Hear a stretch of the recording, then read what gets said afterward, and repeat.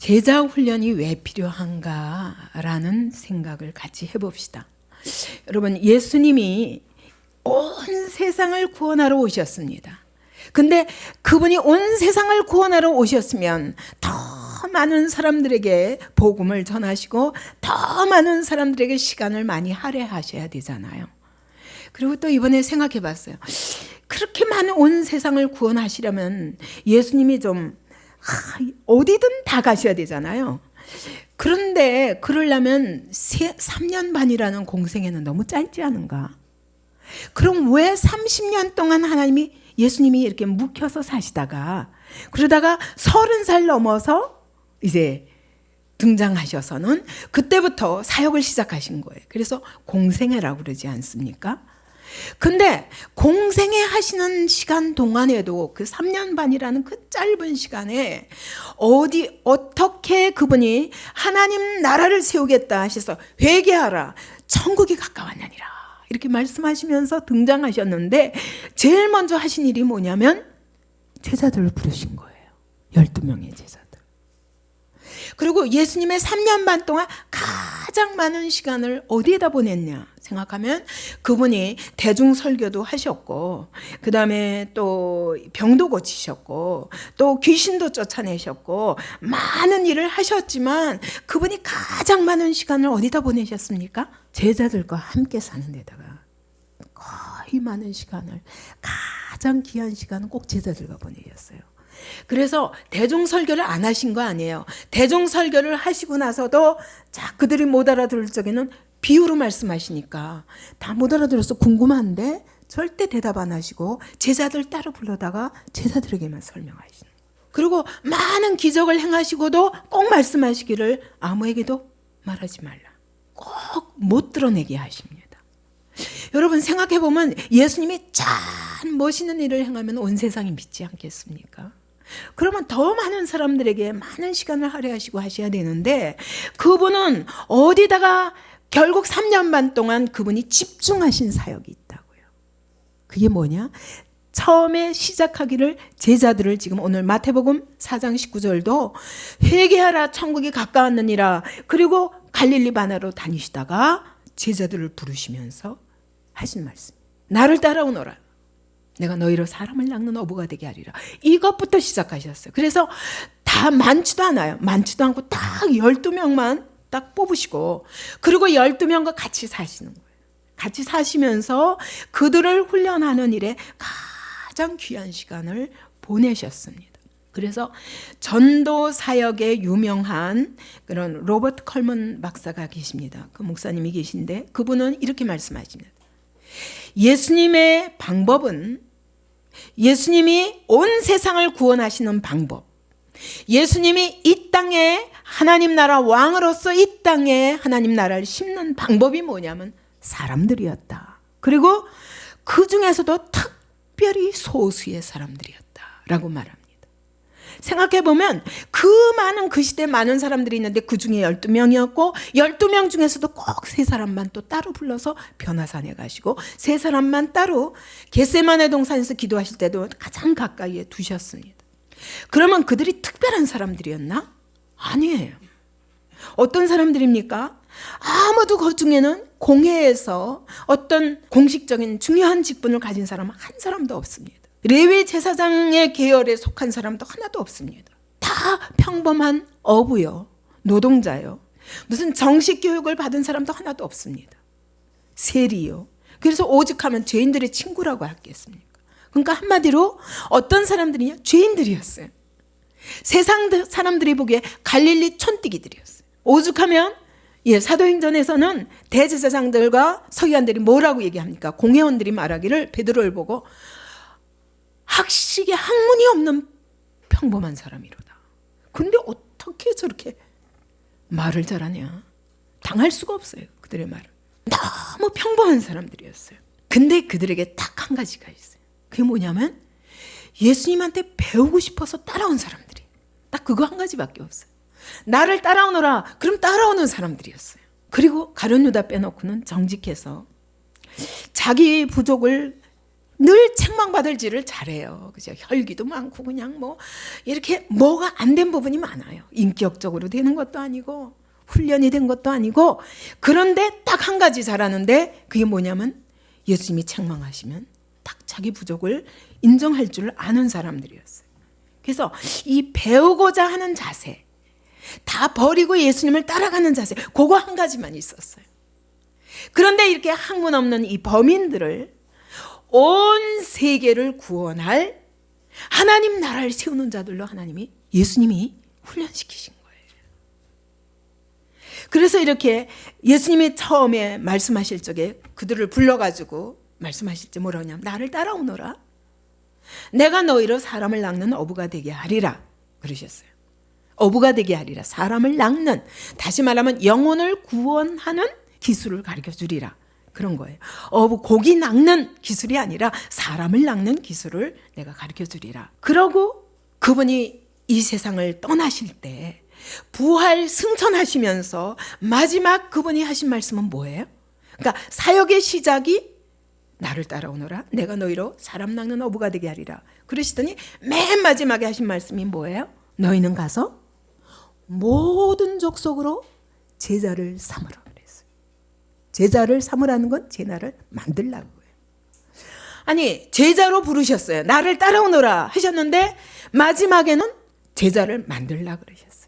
그러니까 예수님이 그 12제자에게 하신 일이 뭡니까? 그들이 제자가 되게 하고 그 다음에 어떻게 했어요? 또 다른 사람들을 제자로 만드는 사명을 주시고 가신 거예요. 그러니까 이 사람들에게 그때 예수님이 십자가에 못 박히실 때도 다 버리고 도망갔던 겁쟁이 촌뜨기들, 용기도 없고 아무것도 가진 것이 없어요. 세상에 대해서 두렵기만 합니다. 근데 예수님이 부활하시고 나서, 승천하시고 나서 성령을 보내시면서 성령의 권능을 받고 내 증인이 되라 하셨거든요. 그리고는 세상에 나가서 힘있게 증인이 될 뿐만 아니라 많은 제자들을 세웠는데, 그렇게 그 소수가 12명이 시작한 제자 만들기 운동이 오늘 나에게까지 복음이 온 것입니다. 이것이 예수님의 사역의 방법이었어요.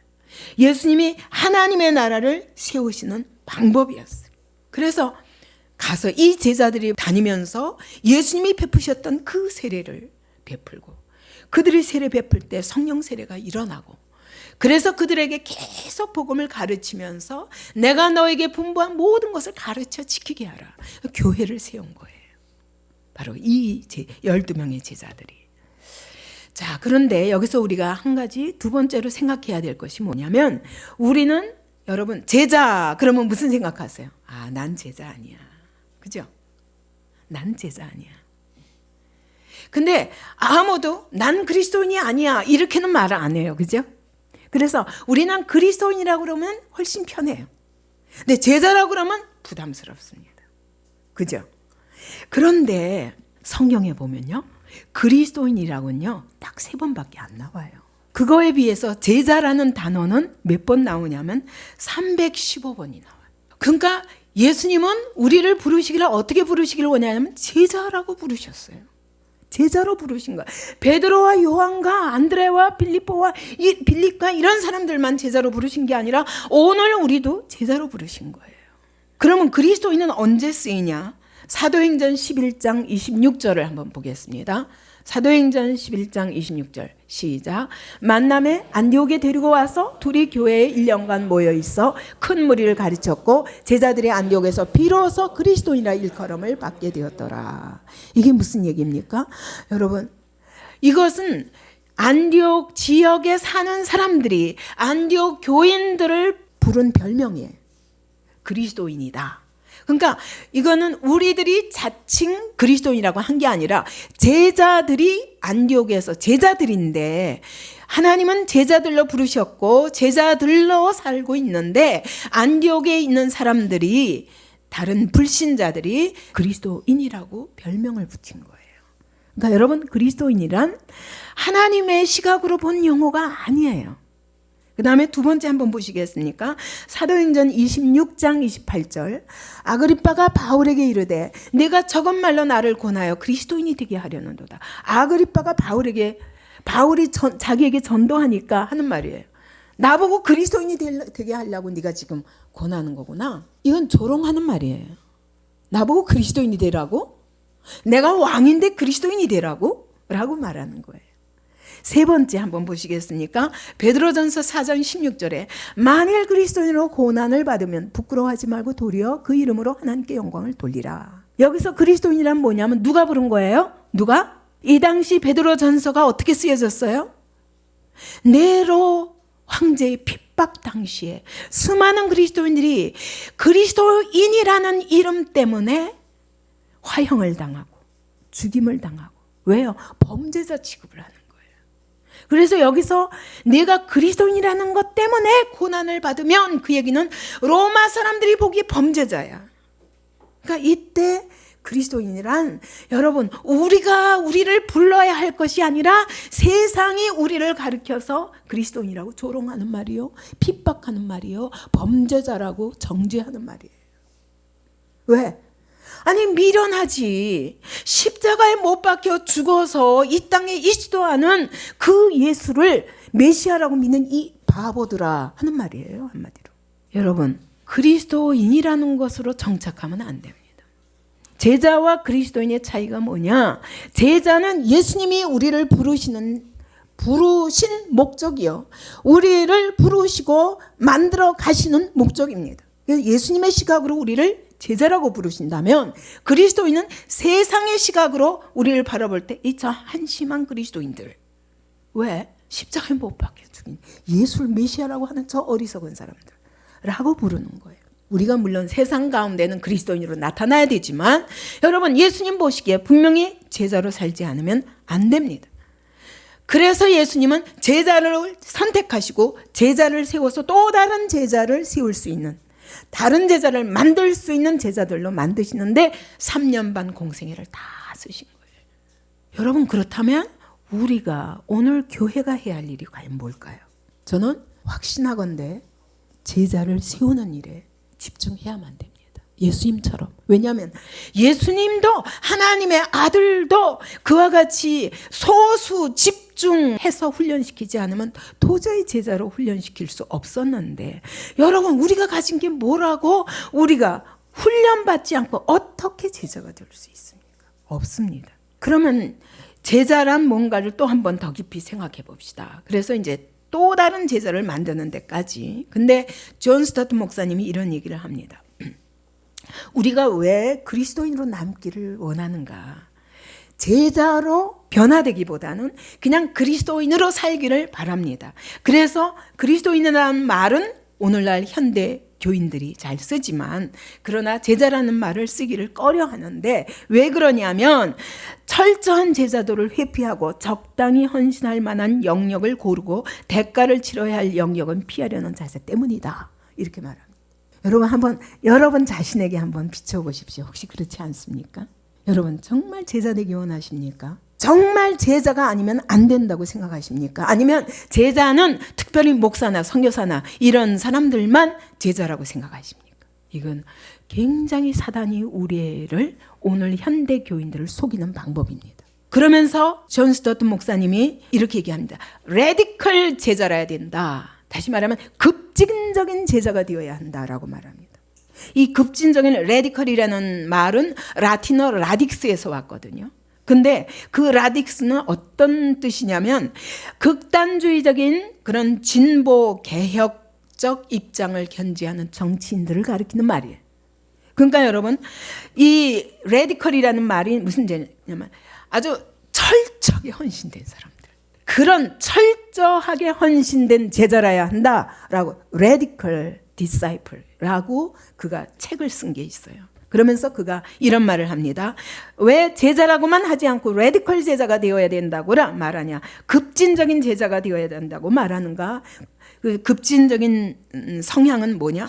근본적인 문제를 들춰내고 대의에 개인이 아니라, 나 개인주의가 아니라, 나를 위한 것이 아니라 대의에 철저히 헌신한 사람들을 가르쳐 말한다. 그러면서 우리는 헌신을 어떤 영역은 헌신하고 어떤 영역은 헌신하지 않는다는 그 선택을 우리가 할 수가 없다. 취사 선택할 수가 없다. 왜? 예수는 우리의 주님이시기 때문이다. 주님은 무슨 뜻이에요? 주인이라는 거예요. 예수님이 주인이시기 때문에 우리의 삶의 주인이에요. 생명의 주인이고 삶의 주인이에요. 그렇기 때문에 우리가 선택할 수 없고 그분이 가라는 곳으로 가야 되는 겁니다. 그분이 하라는 일을 해야 되는 것입니다. 우리가 철저히 이렇게 헌신해야 된다라고 말씀하시면 100% 헌신해야 된다는 거예요. 이게 진정한 제자라고 얘기하는 거예요. 그거를 가르쳐서 디모데후서 2장 2절에서는 뭐라고 말씀합니까? 디모데후서 2장 2절 시작. 또 내가 많은 증인 앞에서 내게 들은 바를 충성된 사람들에게 부탁하라. 그들이 또 다른 사람들을 가르칠 수 있으리라. 예. 바로 이 레디컬 제자를 가르쳐서 충성된 사람이라고 표현하는 거예요. 다시 말하면 하나님의 목표에 충성하도록 헌신한 자. 내가 직업을 가졌는데 어떻게? 여러분, 직업보다 하나님 나라. 이게 제자라는 거예요. 내가 먹고 살기도 바쁜데, 먹고 사는 것도 하나님 손에. 이게 진정한 제자라는 거예요. 나 애 키우느라고 애를 키우는 것도 하나님 앞에서. 이게 제자라는 거예요. 우리는 너무 핑계가 많아요. 진짜 핑계를 대다가 보니, 그러니 세월이 다 지나가고, 그리고 나서 보면 5, 60세 돼서야 정신 차리고 보면 이제까지 잘못 살았다. 이렇게 사는 거예요. 여러분, 이것이 저는 너무 안타까워서, 더군다나 우리 교회는 하나님이 청년 사역자들을 세우라 하셨어요. 저는 이것은 청년들이 모이기 전부터 받았어요. 하나님이 이후로 수지에 가면 하나님이 청년들을 붙이시리라. 근데 그때는 청년 단 한 명도 없었어요. 그런데 하나님이 진짜 청년을 붙이시더니 이렇게 청년들이 모였구나. 여러분, 왜 우리가 하베스터를 하며, 왜 도서관을 하며, 왜 아동복지센터를 하며, 이것 가지고 시비하는 사람들이 많습니다. 근데 여러분, 진짜 청년들을 살리려면 제일 먼저 고민해야 될 거, 청년들의 고민을 해결해야 돼요. 그게 뭐냐? 하나님 앞에 헌신하고 싶지만 세상에 나가면 끝이에요. 끝장이에요. 왜요? 세상은 자기들에게 철저한 헌신을 하기를 원하기 때문에. 여러분, 어떤 직장이든 우선순위가 회사에 있지 않으면 좋아할 회사가 하나도 없습니다. 이런 청년들을 어떻게 하면 하나님 앞에 우선순위를 두고 헌신하게 할까? 이것이 저의 고민이었고, 그렇게 하기 위해서는 여러분이 정말 삶과 믿음을 같이 병행해서 믿음의 삶을 살 현장을 만들어야 되겠다. 이것이 저의 고민인 거예요. 그래서 오래전부터 하베스터도 시작했고, 도서관도 시작했고, 센터도 시작한 것입니다. 이것이 여러분의 삶의, 믿음의 삶의 현장이 되도록, 믿음의 경주를 할 수 있는 현장이 되도록. 그래서 오늘 아침 설교처럼 여러분, 이 믿음의 경주를 가는 일에 장애물이 많죠. 당연히 많습니다. 그러나 이것을 뛰어넘는 게, 인내로 뛰어넘고 하나님의 약속을 붙잡고 뛰어넘는 것이 바로 믿음의 경주인 거예요. 이것을 여러분이 각각 세상에 나가서 홀로는 이 싸움을 싸우기가 어려워요. 그래서 지금 교회가 같이 싸워주는 것입니다. 청년들이 믿음의 삶을 살 수 있도록. 아무도 비난할 수 없어요. 여러분, 그러면 이 제자를 어떻게 키우는가? 이 제자를 어떻게 만드는가? 예수님 분명히 그러셨잖아요. 나를 따라오너라. 내가 너희를 사람을 낚는 어부가 되게 하리라 하셨을 뿐만 아니라 이제는 끝나고 나서는 3년 반이 끝나고 나서는 제자를 만들라 하셨다고요.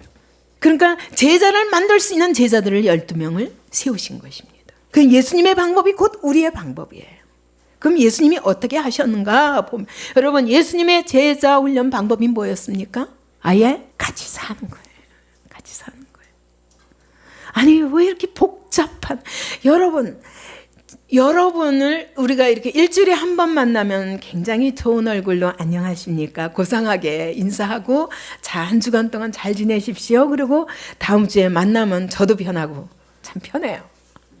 그런데 여러분, 이 많은 사람들을 한 주 내내 같이 산다는 건 되게 힘들어요. 그래서 여러분, 비록 다는 아니지만 이 중에 몇몇 청년들이지만 그들과 함께 사는데 매일 문제가 끝이지 않습니다. 여러분, 이렇게 같이 산다는 건 힘든 일이에요, 사실은. 그래서 사람들이 피하는 거예요. 그래서 피해서 어떤 방법을 취하는 줄 아십니까? 제자를 키우기 위해서 여러분 가르치는 일입니다. 교육. 근데 빌리 행크스 목사님이라고 계세요. 그분은 자신도 전도자로 살면서 전도와 제자 훈련에 제자 훈련 과정을 연구하고 개발하고 그리고 계속 이것에 헌신하는 목사님이세요. 가만히 보니까 나도 그렇게 부름받았구나. 전도와 제자 훈련에 부름받아서 이게 이렇게 분명하구나. 그런데 이 목사님이 이런 말씀을 하시더라고요. 지금까지 분명히 예수님이 가시면서 모든 족속으로 제자를 삼으라 그러고 가셨는데, 그러니까 여러분 전도를 열심히 해야 되잖아요. 온 세계 땅끝까지 가면서. 근데 지금까지 교회 전도가 많이 실패했다. 실패한 이유가 뭐냐? 인구 증가를 못 따라가니까. 도저히 못 따라가는 정도가 아니라 점점 열세에 지금 놓이지 않습니까? 근데 그가 이렇게 얘기합니다. 그 이유는 뭐냐? 한 사람의 신앙생활에 하나님이 훈련을 통해서만 심을 수 있게 하신 것을 우리는 교육을 통해서 전달해 주려는 데 있었다라고 말합니다. 그러니까 제자는 훈련을 통해서만 되는지 교육을 통해서만 안 된다 라는 것이 그의 결론입니다. 근데 여기에 교회가 실패해서, 근데 여러분 훈련이란 건 뭐냐? 같이 살아야 되거든요. 그러니까 우리가 지금 하베스턴이 도서관이니 센터니 왜 필요하냐면, 여러분 제자 훈련을 하기 위해서는 이 삶의 현장이 없이는 여러분 딱 훈련 학교를 만들어 놓고 거기서 공부한다고 되는 일이 아니에요. 왜? 믿음은 삶이거든요. 아까 아침 예배 때 믿음의 경주 이야기처럼 여러분 믿음은 경주거든요. 믿음은 삶이거든요. 경주라는 건요, 쉬면 안 돼요. 일주일 동안 쉬었다가 일주일 만에 다시 와가지고는 절대로 믿음의 경주에 승리할 수 없습니다. 우리의 삶 전체가 경주로 드려지지 않으면 안 되는 거예요. 그럼 교육은 뭐고 훈련은 뭐냐? 교육은 여러분 이념과 개념을 전달하는 거예요. 그렇기 때문에 여러분 말 가지고 다 돼요. 여러분 수백 명, 수천 명이 있어도 교육은 잘할 수 있어요. 말만 하면 되니까. 그죠? 근데 훈련은 뭐냐? 절대로 지식 전달만 하는 게 훈련이 아니에요. 훈련은 뭐냐? 습득된 기술을 몸으로 전달하는 거예요. 그렇기 때문에 이것을 효과적으로 훈련하려고 그러면 여러분 직접 눈으로 보고 직접 만지고 실제 경험을 하지만 안 되는 거예요. 그래서 이 방법은 말로는 전달이 안 돼요. 여러분이 여기 일주일에 한 번 말만 듣고 그리고 여러분이 정말 제자로 살 수 있냐? 절대로 없습니다. 일주일의 삶이 이어지지 않으면 제자가 안 되는 거예요. 그래서 오늘날 그리스도인은 많으나 제자는 찾기 힘든 것입니다. 이것이 오늘 하나님의 교회가 실패한 이유라는 것입니다. 그러면 여기서 기술이 어떤 기술이냐? 다른 영혼을 건질 뿐만 아니라 그 사람을 제자로 만드는 데까지 가야 되는 거예요. 그렇기 때문에 이거는 삶을 같이 하지 않고는 안 되는 거예요. 그래서 이걸 가르쳐서 도제 방식이라고 말하는 거예요. 교육 방식은 도제 방식과 다른 거예요. 교육은 말만 할 수 있지만, 그래서 굉장히 간단해요. 한꺼번에 많은 사람들을 교육시킬 수 있습니다. 그래서 저는 대교회 목사님들 보면 너무너무 부러워요. 그리고 그렇게 하고 싶은 유혹도 받아요. 근데 정말 그 사람들을 제자들로 키울 수 있을까? 그거는 의심스럽습니다. 그래서 어떤 큰 교회 목사님이 이런 설교를 하시더라고요. 일꾼이 없다. 추수할 일꾼이 없다. 그것은 교회가 작아도 없고 커도 없더라. 커지만 많을 줄 알았다는 거예요. 커도 없더라. 더 힘들어요. 왜? 더 많은 사람들을 케어하기 위해서 한 사람이 많은 사람을 훈련시킬 수 없거든요. 절대로 제자로 클 수 없는 거예요. 그래서 저는 300명도 힘들어요. 그렇지만 300명까지는 할 수 있지만 또 500명까지도 아니요. 그 이상은 불가하다라고 결론이 나기 때문에 저는 큰 교회를 지향하지 않습니다. 왜냐하면 주님의 방법은 여러분 내가 혼자서 1000명, 10,000명을 교육시킨다 한들 그들이 제자가 되지 않으면 그 다음 세대는 없는 것입니다. 근데 시대가 점점 여러분 인구 폭발에 비하면 이거는 하나님의 교회는 도저히 인구 폭발도 따라갈 수가 없어요. 그렇기 때문에 저렇게 이슬람이 잘하는 이유가 뭐예요? 아이 많이 낳기 때문이에요. 그러나 아이라도 많이 낳아야 된다고 제가 청년들에게 얘기하는 거예요. 우리 계속 키워가야 되는데 이걸 못 따라가요. 이게 못 따라가는데 여러분 대중이란 어떤 성격을 갖고 있냐면 필요에 따라서 언제든지 자기 유익을 취하지 절대로 헌신하지 않는 것이 대중의 성격입니다. 다수가 어느 길로 가기 시작하면 우르르 몰려가긴 해도 여러분 개인적인 헌신에 의해서 달려갈 수는 없는 것이 대중입니다. 그래서 예수님을 따르던 많은 사람들이 예수님이 내 살을 먹고 내 피를 마시지 않으면 너희는 나와 상관없다라고 말씀하시자마자 어려워서 무슨 말인지 모르겠다 그러고 다 떠나갔어요. 많은 제자들이. 여러분 그런 지금 내 당대에는 많은 사람을 키운다 할지라도 다음 세대를 위해서는 절대로 그런 방식으로 목회해가지고는 다음 세대 하나님의 나라가 절대로 세워질 수 없다. 그것이 저의 35년 동안 복음을 전한 결론입니다. 그래서 이 교회를 세울 적에도 12명으로 족하다. 그렇기 때문에 너무 크다라고 생각하고 왔어요. 그랬는데 하나님이 또 여기까지 오게 하셨을 적에는 앞으로 이런 사역자들을 또 키우라는 것이다.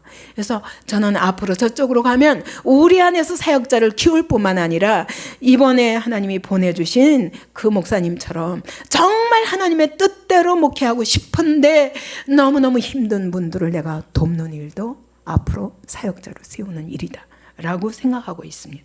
근데 하나님이 저에게 기도대로 증거를 보여주셨다. 너무 기뻤어요. 그래서 여러분 이 훈련의 중요한 부분은 오늘 제가 D12 시스템 해서 Disciples 12명의 제자라는 뜻이죠. 그래서 12명의 제자를 세우기 위한 제자 훈련 시스템. 이것이 저의 목표입니다. 지금도 제가 계속 고치고 있지만 이번에 그래서 또 하나를 추가했죠. 그래서 단계가 6이 아니라 7단계입니다. 근데 아무튼 이와 같이 여러분 이런 제자 훈련을 하기 위해서는 아주 긴밀한 관계가 있어야 돼요. 그래서 1대1이 가장 좋습니다. 근데 1대1씩 해가지고 어느 세월에 합니까? 그래서 1대 7, 8 이상은 하지 말아야 돼요. 그 이상을 할 수가 없어요. 한 양육반이든 무슨 반이든 간에 굉장히 어렵다는 걸 저는 실제로 경험해서 압니다. 그래서 결국 다른 사람을 구원해서 다른 사람을 제자로 키우기까지 할 수 있는 사람들로 키우는 그 일을 훈련해야 된다. 이것이 제자 훈련입니다. 제자 훈련의 목적이요. 제자 훈련의 방법입니다. 여러분 이 섬세한 이 수술, 외과 수술을 하는 외과 의사들은요. 모든 의사 중에서도 가장 길고 가장 개별적인 인턴 과정으로 훈련받아야만 된답니다. 외과 의사도. 근데 사실은 외과 의사는 눈으로 보이는 걸 하는 것이에요. 그죠? 눈으로 보이는 일도 섬세한 일이기 때문에 엄청나게 저기 의사가 계시지만 제가 책을 보고 알았어요. 그렇구나. 외과 의사도 그런 도제 방식으로 키워지는 거구나 라고 생각했는데 여러분 전도훈련이나 뭐냐면 결국 우리의 목적은 영혼을 구하고 또 제자 세우는 일이니까 우리의 전도훈련, 제자훈련은 여러분 눈에 보이지 않는 영혼을 다루는 거예요. 몸에 우리가 신경세포, 혈관 막 이런 거 눈에 보이는 거 하기도 그렇게 섬세한 것 하기 어려운데 보이지 않는 영혼을 다룬다는 일이 보통 헌신이 필요한 게 아닙니다. 근데다가 의사는 하면 돈이나 받죠. 여러분 복음 전해서 돈 받기는커녕 핍박밖에 없어요. 이러니 누가 하려고 그래요. 그죠? 이래서 굉장히 어려운 거예요. 그래서 아주 고도의 노력과 고도의 헌신적 수고가 없이는 여러분 전도훈련, 제자훈련 어려운 것입니다. 제가 한번 제 동기 목사님이 제가 여기서 전도훈련 할 때 찾아오신 적이 있어요. 자기도 한번 배워보겠다고. 목사님은 어떻게 목회를 하시길래 그렇게 전도를 잘하고 그 다음에 많은 교회들을 세울 수 있는지. 근데 그분이 딱 한 2-3번 듣더니 내가 다 아는 거 하네. 그리고 도로 가시더라고요. 내가 속으로 그랬어요. 교육을 받으려고 그러네. 교육을 받아가지고는 백날 가요. 지금도 전도에 너무 어려움이 있어서 절 보고 맨날 목사님이 훈련하신 제자 있으면 한 사람만 우리 교회 1년만 좀 빌려주세요 그래. 목사님 오라고 할 수는 없으니까. 그래서 저는 앞으로 우리 교회가 잘 자라면 저는 각 교회 가서 이렇게 1년 동안이라도 거기 교회 가서 실제로 그런 훈련을 시키고 싶은 생각도 있어요. 그만큼 하나님 나라가 커가기 위해서는 최고의 방법이 뭐냐? 이름 없이 평신도로 살아도 좋아요. 이와 같이 제자들을 키우는 일을 훈련하면 여러분 이것보다 주님이 기뻐하시는 하나님 나라를 세우는 방식이 없다라고 저는 생각합니다. 그래서 이 가장 바람직한 제자 훈련은 그러면 훈련만 해가지고 되나? 여러분 기술만 습득해가지고 돼요? 안 돼요. 하나님의 말씀의 원리도 알아야 돼요. 그래서 제가 세계 성경 통독부터 시작해서 새 생명 그리스도의 신앙이어서 이거 다 앞으로 체계화하려고 생각하는 것은 여러분 우리 안에 개념, 구원의 길에 대한 분명한 개념 이것이 팍 서 있고 그 다음에 실제로 훈련하고 이 두 가지가 병행되는 것이 가장 바람직한 제자 훈련입니다. 그래서 지식과 머리로 아는 것과 그 다음에 몸으로 살아내는 것과 이 두 가지가 병행하지 않으면 제자 훈련이 안 이루어지는 거예요. 그래서 예수님도 그 방법을 3년 반 동안 데리고 사신 거예요. 그래서 마치 아버지처럼 자녀들을 돌보듯이 그렇게 같이 살면서 생활 설교를 하신 거예요. 우리 제자 훈련도 저는 이렇게 되기를 바라고 앞으로 하나님이 제자훈련 센터를 주시면 온 세계에서 우리 교인들이 모이는 대로 저는 이런 훈련을 시키고자 합니다. 생활 설교야말로 말보다 100마디 말보다 더 능력이 있는 거예요.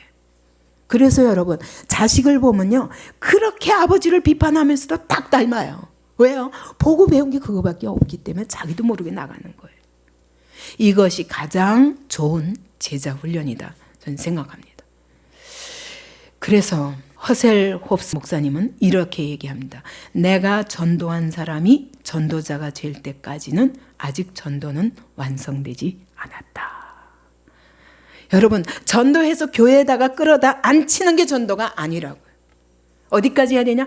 그 사람이 나와 똑같은 전도자로 또 다른 사람을 전도해 올 수 있는 제자를 만들 수 있는 자리까지 가야. 근데 하나님이 이것을 제가 그 초신자 때부터 주신 거예요. 그래서 새 생명에 그렇게 그걸 만드는 일에 계속 어떻게 복음을 전할 때 가장 효과적으로 복음을 전할 수 있는가를 수없이 실험하면서 만드는 것이 새 생명이고 아직도 완성 못하고 있는 것은 계속 실습하면서 가장 효과적으로 전도자로 훈련시킬 수 있는 메시지가 뭔가. 여러분들이 스스로 이 실험을 하지는 않기 때문에 저의 35년 실험을 바탕으로 이 원리를 지금 만들고 있는 거고 또 실험해보고 또 검증해보고 나서 세우려고 그러는 거예요. 여러분 하나님 나라 왕으로 오신 예수님도 이 땅에 하나님 나라를 세우기 위해서 제자를 선택하고 훈련했다면 우리는 이 일을 해야 됩니다. 그리고 교회가 이 일에 집중해야 됩니다.